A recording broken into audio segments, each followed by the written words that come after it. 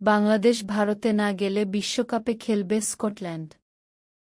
আন্তর্জাতিক cricket council ICC বাংলাদেশকে জানিয়েছে, আগামী মাসে টি-20 বিশ্বকাপের ম্যাচ ভারতে খেলতে হবে, নয়তো টুর্নামেন্ট থেকে বাদ পড়ার ঝুঁকি নিতে হবে।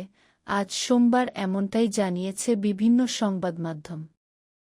বাংলাদেশ ক্রিকেট বোর্ড বিসিবি নিরাপত্তার কারণে ভারতে খেলবে না জানিয়ে ম্যাচগুলো টুর্নামেন্টের আরেক আয়োজক শ্রীলঙ্কায় সরিয়ে নেওয়ার অনুরোধ করেছিল আইসিসিকে। এই অচলাবস্থা নিয়ে এ সপ্তাহে ঢাকায় আইসিসি কর্মকর্তাদের সঙ্গে বৈঠক করে বিসিবি, তবে কোনো সমাধানে পৌঁছানো যায়নি।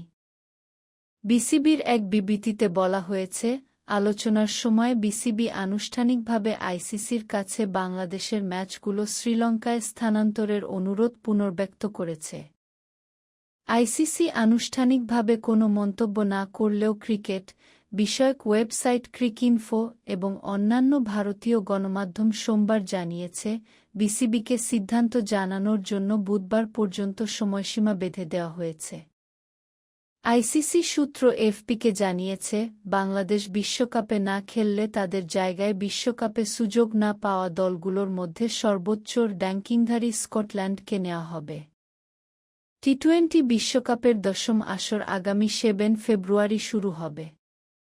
গ্রুপ সিতে বাংলাদেশের সঙ্গে আছে ইংল্যান্ড, ওয়েস্ট ইন্ডিজ, নেপাল ও ইতালি। বাংলাদেশের ম্যাচগুলো কলকাতা ও মুম্বাইয়ে। আইসিসির সঙ্গে আলোচনায় বাংলাদেশ গ্রুপ বিতে থাকা আয়ারল্যান্ডের সঙ্গে গ্রুপ অদলবদল করানোর প্রস্তাব দিয়েছিল। 3 জানুয়ারি ভারতের ক্রিকেট বোর্ডের নির্দেশে বাংলাদেশের পেসার মোস্তাফিজুর রহমানকে আইপিএল থেকে বাদ দেয় কলকাতা নাইট রাইডার্স, যা বাংলাদেশে ব্যাপক ক্ষোভের জন্ম দেয়।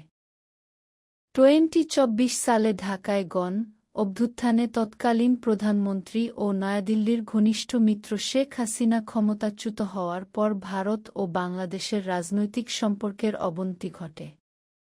গত মাসে ভারতের পররাষ্ট্র মন্ত্রণালয় মুসলিম সংখ্যাগরিষ্ঠ বাংলাদেশে সংখ্যালঘুদের বিরুদ্ধে অবিরাম বৈরিতা চলছে বলে নিন্দা জানিয়েছে।